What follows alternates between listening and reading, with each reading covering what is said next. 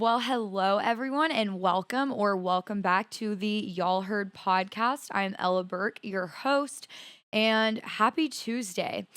It is currently Monday when I'm filming, which is a bit later in the game than I normally film. But to be honest, the past 48 hours, honestly, the past week of my life has just been like a little more busier than normal. But past 48 hours of my life have been my own personal hell with a lot of good sprinkled in there. But yeah, I digress, like my own personal hell.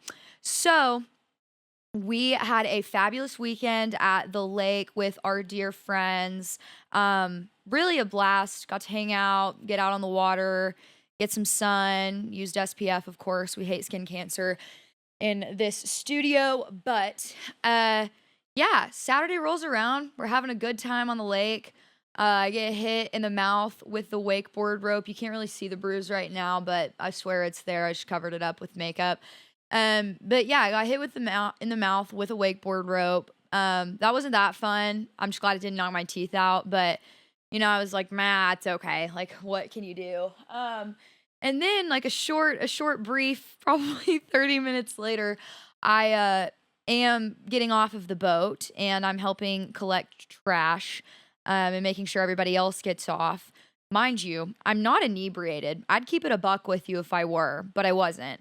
And I turn and my phone falls out of my hand. Not fall, I would say more or less flies out of my hand into the water after we had already docked the boat. So it's like, what are the odds? You'd think it either hit the dock, land on solid ground. No, I just see mine and Carson's faces just sinking in the water to the very depths of 164 feet of Grand Lake, Oklahoma. And I'm just like what? So yeah, no, that was absolutely insane. I really took hang up and hang out to a whole new level this weekend. Honestly, a good little dopamine detox. Not mad about it. I got to read on my Kindle a lot, which was great. And my MacBook, like major iPod vibes. My MacBook has now become my own personal cellular device up until my device is hopefully delivered today or tomorrow. They gave me a tracking number, but like I can't track it for whatever reason. Put into UPS several times. But yeah, I'm alive, thank God.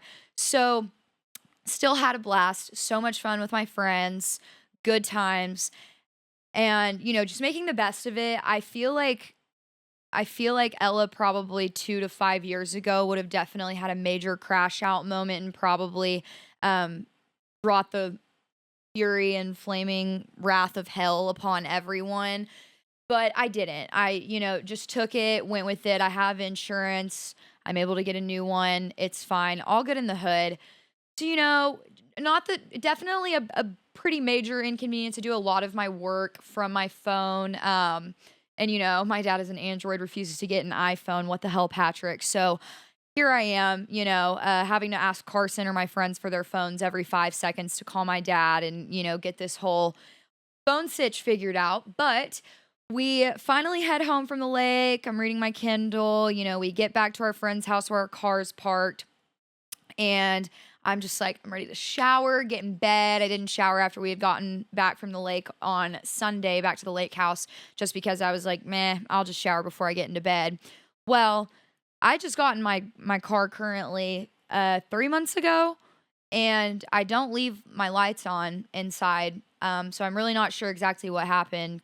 And it's on auto, so I don't really know. But lo and behold, I try and unlock my car, nothing works, nothing turns on, and I'm like, oh shit, maybe the key fob's dead. Well, I pull the little metal part of the key fob out and stick it in the manual part of the door to unlock the door. I'm able to get into the car. The car's not turning on, and it's not locking or unlocking from the inside. So I'm like, well, shit, here we go. And we jump the car. Thank God one of our friends was still there. Jump the car. We got it turned on. Well, I have like 10 miles of gas left. So nearest gas station's like 3 miles away. So anyways, I have to turn my hazards on like a total loser on main roadways of Edmond, Oklahoma, and just trudge along to the gas station. My poor boyfriend, shout out Carson, keeping me calm and being my north, really. And we pull into the good old Phillips 66, and I'm thinking, okay, we're just gonna leave the car running.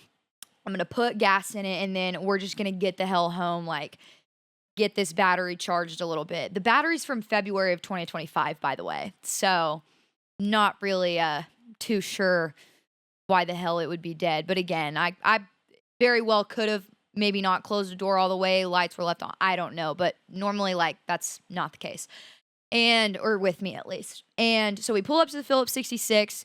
Carson gets out to put gas in there, and I'm like, oh my gosh, it's just one thing after another. This is like a running joke at this point now. Like, we've texted in the group chat, everybody's like, there is actually no effing way that this is happening to you. And I was like, guys, I know.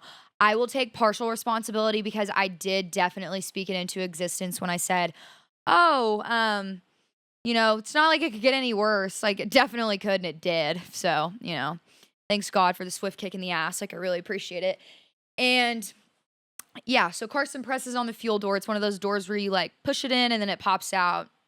Put the good old pump in the gas tank. And well, the fuel door wasn't opening, couldn't put gas in it. So there my car is running under the awning of the gas station next to the pump, and I can't even put gas in my car. You would think that there's like a manual little switch. I mean, we went like knee deep into the Reddit threads, like Chat GPT. I mean, every resource in the book. I called Oklahoma Roadside Assistance and was like, how the hell do I open the fuel door on my 2023 Volvo XC60? Like, I mean, giving every single detail of the car possible. I don't know if it's Swedish vehicles. I don't know if they don't have problems with their fuel doors over here, but this was a moment in which I was having a major one with mine. So definitely going to keep it a buck. Was on the brink of like breaking down and losing it. Managed to keep my cool most of the time. I'm not going to say the whole time I was cool, but better than what 2 to 5 years ago I would have been. I probably one minor inconvenience and I'm like, oh my God, like my life's over. It wasn't though. It's all good. And anyways, so we sit there for about an hour and a half while my car's still on. I don't know how it's on still at this point. And it just got to the point where we decided that Veronica, the Volvo, needed to have a sleepover at the Phillips 66 for the evening, and we called an Uber. Uber pulls up. I'm kind of starting to panic because, like, I can't even lock my doors. Like, there's not a manual lock from inside the car. Somebody can totally, like, mansplain to me in the comments how to manually lock that type of car, but I don't think there was really an option, to be honest. I mean, like, I tried like everything. Cause with the metal part of the key, it only unlocks the front door, locks and unlocks the front door. It's about it. The other 3 doors, like, you're kind of screwed. So the guy pulls up, I pull the car up out of the awning, had at least enough gas to do that. And, pull it up to the thing, go inside, talk to the very nice girl at the counter, and I'm like, please tell your owner, like, do not tow my car. Like, I will come and get this taken care of in the morning. This is just not an issue for Sunday night at 9 p.m. And she's like, no, totally get it. I'm so sorry. Like, you're all good. So, like I said, Uber pulls up, ADHD, Uber pulls up, and I finally use the key fob again. And the whole other time, it has not been locking and unlocking. Oh, no, like, as soon as we've paid $20 to have an Uber take us from Edmond to mid OKC, my car's, like, locking and unlocking again, and guess what pops open? Lo and behold, the mother effing fuel door. Like, awesome. It's so great. And I was just at that point, I didn't even want to screw with it anymore. I was like, we're just going to leave it here. I'll come figure it out in the morning. God bless our sweet interns at work. They took me this morning, and somehow my battery is totally fine. Put gas in the car. It works just as good as new. Got it tested at AutoZone, and the guy's like, well, I don't even know what you thought was wrong with it. And I was like, trust, there were plenty of things wrong with it last night. I mean, like, you would have thought that this car was going to blow up the way that it sounded while we were driving it. With the combo of, like, the minimal amount of gas that was in there and also the fact that the battery was, like, probably almost dead. Yeah, no, it wasn't sounding too good. Veronica sounded a little sick. So I think it was awesome. If you look at my current thread of text messages on my MacBook, of course, because, I'm phoneless, hang up and hang out, love it. the thread of text messages that I have, or like the list of text messages I have with like all of my friends, my mom, my dad, my uncle Brock, my little sister, my boss. Um, Carson didn't need to be texted because I mean he was with me the whole time. So thank God. I'm sure he would have had just as crazy of a reaction. But no, it's really funny looking at it. It's Ella. Oh my God, what Ella? This is not real. I am so sorry this is happening to you. Literally, what the hell? I mean, I quite literally. I mean, I said a lot of naughty no words in front of this Uber when I was, just shooting the shit with my dad on the phone. And I literally said I need a sage, incense, what have you, enema, like through my ass, out my mouth, vice versa. Like I need to be cleansed of whatever bad juju has decided to brood over me, and say a lot of prayers, like a lot of them, and have other people pray for me because, you know, I think everybody relates to the whole message of like when it rains, it pours with bad events. I mean, like my whole year of 2021 truly was raining and pouring. I had to put my childhood dog down the day before prom. My pawpaw, who's like glue of our family, number one, passes away like unexpectedly after 3 weeks getting a third time cancer diagnosis, which was like absolutely insane. Parents getting divorced, moving away to college away from home for the first time, having to start long distance with my boyfriend. I mean, like, but again, I recognize life could be a lot worse. I was very privileged enough to be able to go to college, be able to have a support system that carried me through all of those events. I mean, but man, like, talk about a kick in the ass. And I mean, it's really just been the plague of the past 48 hours. I mean, it really was like the sea turning into blood and frogs and measles and bumps and what have you. I mean, just wild. But it's a good testament and lesson of patience. And it also lets me kind of reflect and be like, it's nice to know that I've grown and become more patient in the time that I have been alive the past 2 to 5 years, because I genuinely think I probably would have let it be my demise had those things happen to me in the sequence of events that they occurred, and at the pace in which they were happening. Yeah, no, it was rather wild, truly, to say the least. And yeah, I think all in all, the disruption of this said plague was really just to push comfort, challenge my patience, if you will. And also, I really think a lot of these things have been a great test of my relationship with my sweet dear boyfriend, because I mean, we got in a little car accident day 2 after living together.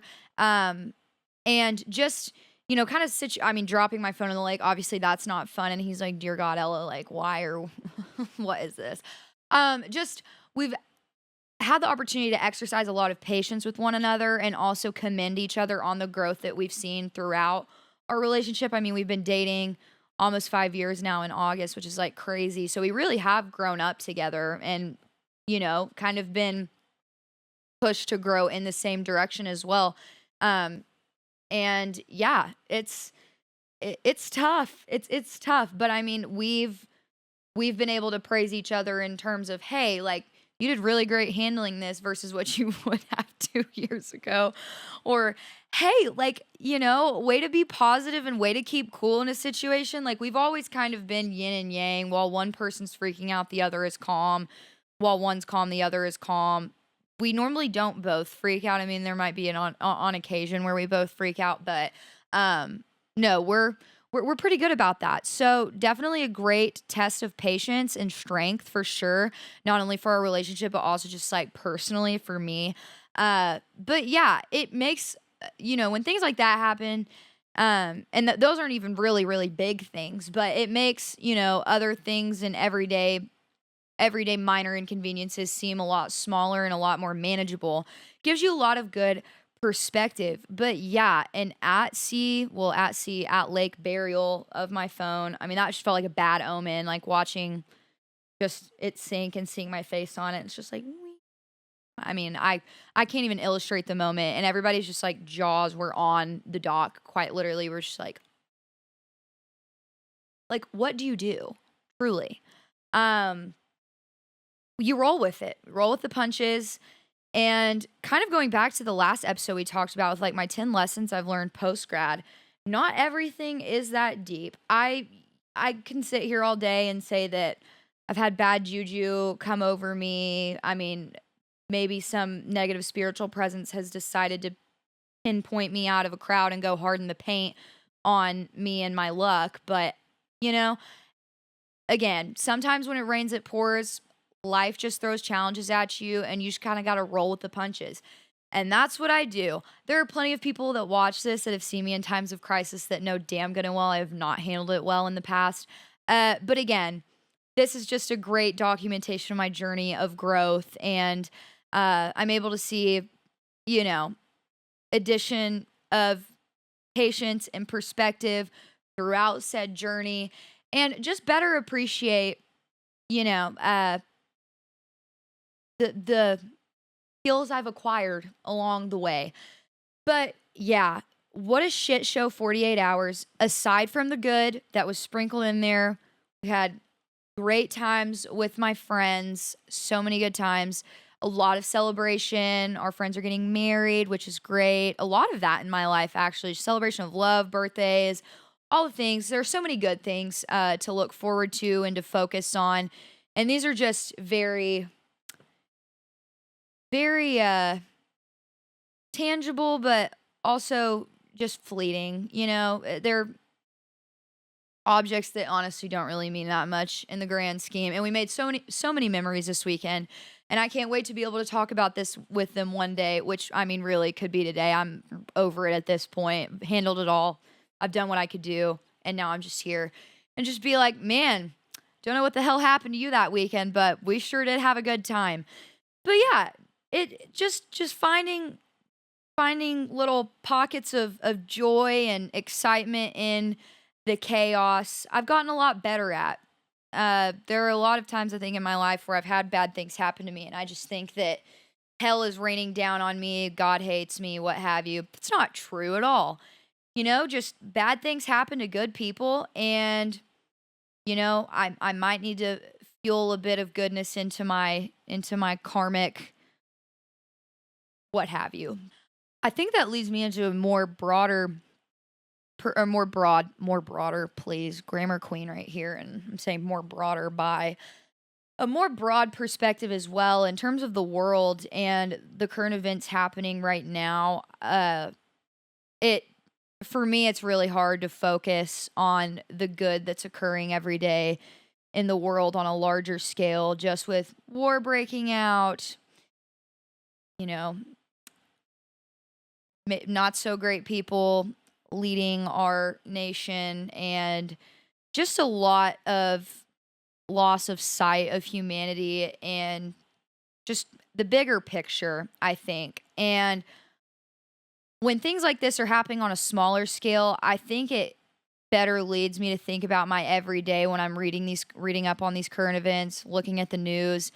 I love that page that I believe John Krasinski from The Office, King, love him, Jim, started. And it's called Some Good News. And it's just things that people submit every day that happen that are good, whether it's happening in a community, a state, on a really like local, small, in the house level even. And I think it just gives me hope in humanity. And there are a lot of interactions I have day to day that give me more hope in humanity.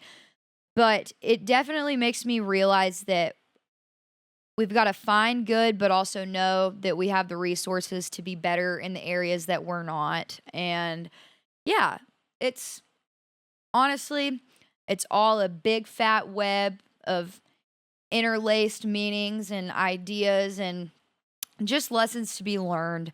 But you can definitely say my patience has been tested in the past 48. But thank God I had awesome friends, awesome boyfriend with me.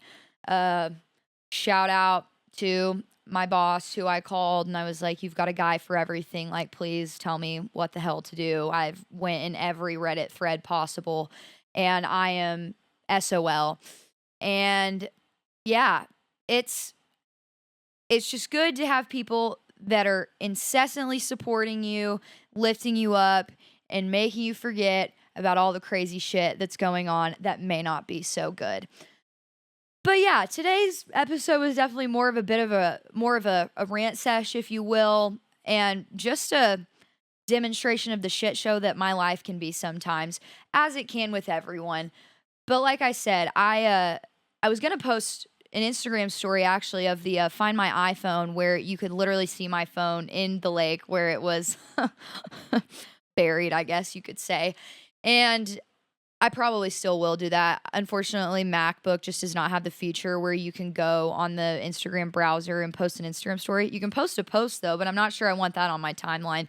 My main timeline for everyone to see. It ruins my aesthetic a bit, if you will. So, but yeah, thanks for tuning in today. I would love to hear about your shit show stories and things that happen in your life, advice that you have that you'd like to tell other people, lessons that you want to share with others. And also, if you're interested in coming on and yapping, why don't you hit me up? We're in the early phases of this thing, and I'm willing to get a lot of variety on here. Just want to be able to have some other people in the chair that we can just shoot the shit, exchange stories, laughs, lessons, good stuff. So yeah, feel free, unironically yet again, like, subscribe, share. Thanks for tuning in to Y'all Heard, and I will see you next Tuesday. Bye.